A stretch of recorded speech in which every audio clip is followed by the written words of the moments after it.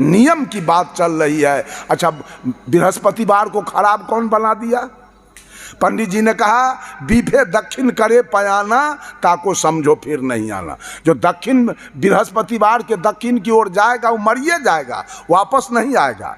तो सब पंडित को भारत सरकार को सूचना दे देना चाहिए कि बीफे के दिन मानसी से सहरसा बगल गाड़ी न जाने दे, चाहे सहरसा से मानसी के तरफ दक्षिण में गाड़ी न जाने दे, गाड़ी एक्सीडेंट खा जाएगी। ये नियम कौन बनाया? साहब धर्मस्वरूप साहब कह रहे थे, एक दिन जा रहे थे ट्रेन पकड़ने पूर्णिया जंक्शन बैलगाड़ी से। पहले तो कोई गाड़ी थी नहीं, बैलगाड़ी से। तो उसका जो पहलवान था वो कहता है, गुरुजी आई घूम जाओ, की बात है हो, आई गाड़ी न मिलल। ये की भेलै? बिल्टू सा वह खड़ा है, जतरा बिगड़ गए।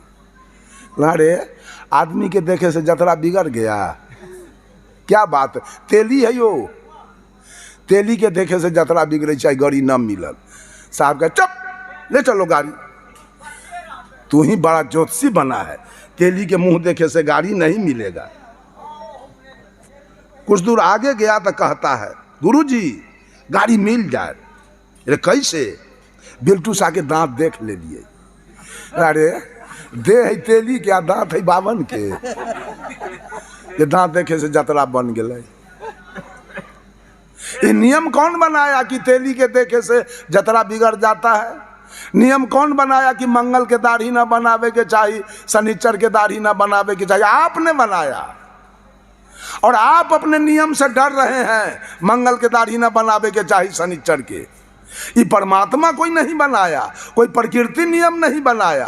पूष कौन बनाया, भादो कौन बनाया? आपने बनाया, कोई परमात्मा का रचा हुआ नहीं है।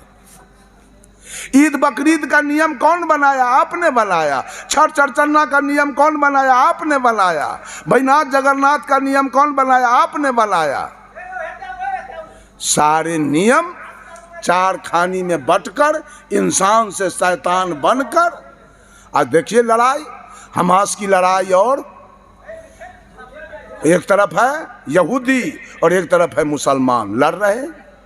देखिए यूक्रेन और रूस की लड़ाई, सारा जातीय दंगा, इंसान शैतान बना और शैतानी चल रही है।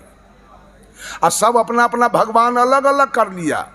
हिंदू के भगवान 56 करोड़ है, और मुसलमान के अल्लाह मोहम्मद साहब,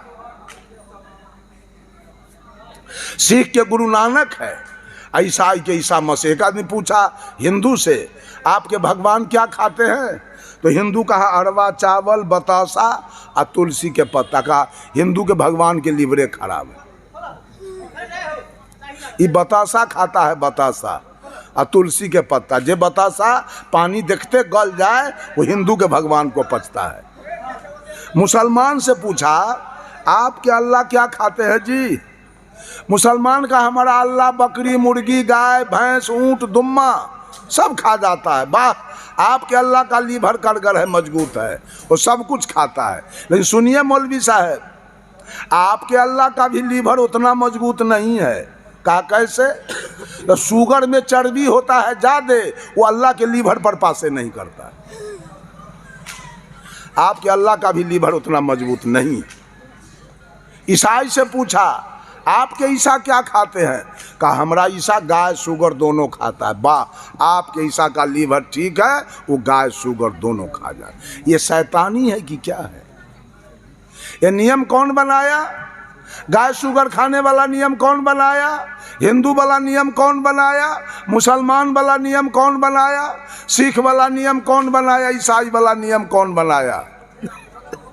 मंदिर वाला नियम कौन बनाया? मस्जिद वाला नियम कौन बनाया? गिरजा गुरुद्वारा वाला नियम कौन बनाया? आपने बनाया।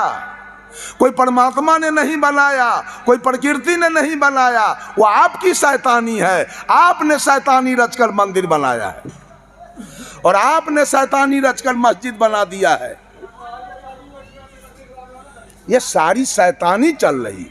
ये मंदिर जाने से मुक्ति मिल जाएगी, इसका मतलब सब मुसलमान मस्जिद वाला दोजक में चला जाएगा, सब गिरजा घर वाले जाने वाले को नरक हो जाएगा, और सारे गुरुद्वारा में जाने वाले को नरक हो जाएगा। अगर मंदिर जाने वाले को स्वर्ग हो जाए तब अपने मन मियाँ मिट्ठू, अपने से मन को मीठ बना लिए। ये रामायण पढ़ने वाले को बैकुंठ होगा, वेद पढ़ने वाले को बैकुंठ होगा, तो कुरान वाला नरक जाएगा, बाइबिल वाला नरक जाएगा, गुरु ग्रंथ वाला नरक जाएगा। वो आपके अपने मन की बात है। कबीर चारों से अलग होकर बात करते हैं। कबीर साहब ये चारों की बात नहीं करते हैं। आप पूरे बीजक उठा के देखिए, पूरे बीजक में इंसानियत की चर्चा है, मानवता की चर्चा है, ज्ञान की चर्चा है, विवेक की चर्चा है। कोई जातीयता आपको बीजक में नहीं मिलेगा। सारे पंथ से अलग बीजक का निर्माण है, जो मानव कल्याण का ग्रंथ है, जो मानव मोक्ष का ग्रंथ है Bijak. This collection of hymns is various matter contains the most authoritative record of Kabir. Teaching his teaching, neither Nyaya nor Mimamsa, neither Jog, but is based in original thinking of his own. Kabir का जो मुख्य ग्रंथ बीजक है, वो न जोग है, न वैशेषिक है, न वेदांत है, न सांख्य है। आज तक एक शब्द, कबीर ऐसे हुए संत, एक शब्द किसी से पैंचा नहीं मांगा और न पैंचा लिया। पूरे बीजक उलट के देख लीजिए तो वेद पुराण का इन्होंने विरोध किया, लेकिन लिया नहीं कहीं एक शब्द। वो सारा कबीर के अपना अनुभव की बात लिखी गई वेद बीजक।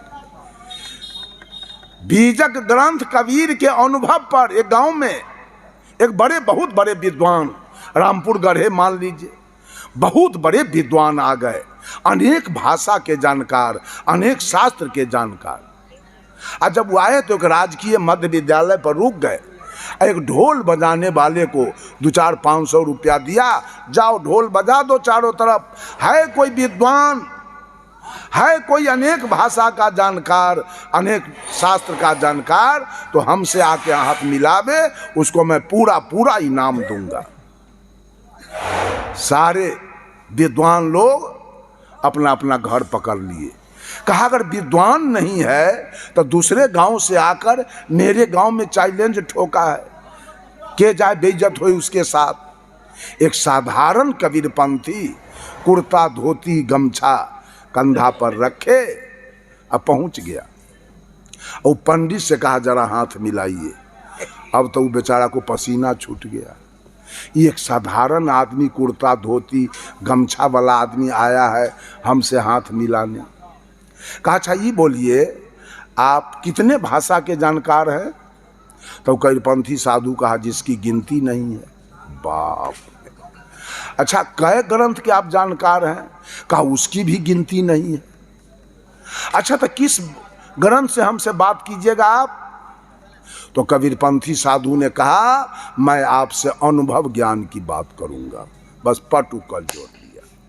सब ज्ञान हमारे पास है, लेकिन अनुभव ज्ञान मेरे पास नहीं है। मेरी हार हुई, आपकी जीत हुई, आप जा सकते हैं। कबीर तो अनुभव की बात बोलते हैं। एक भी बीजक में आप किसी ग्रंथ का बात फेटल दिखा दीजिए। एक भी रामायण की बात हो, वेद की बात हो, पुराण की बात हो, कुरान की बात हो, बाइबिल की बात हो, कहीं नहीं मिलेगा आपको। कबीर अपने चिंतन की बात किए हैं पूरे बीजक के अंदर। बंधुओं, कहां है कल्याण की बात? किसने किया कल्याण की बात?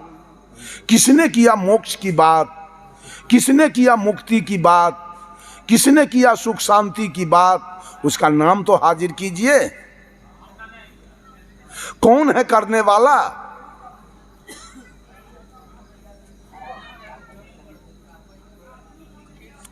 मानव की सुख शांति की चर्चा करने वाले एक भगवान बुद्ध हैं और एक सदगुरु कबीर हैं। और क्या है?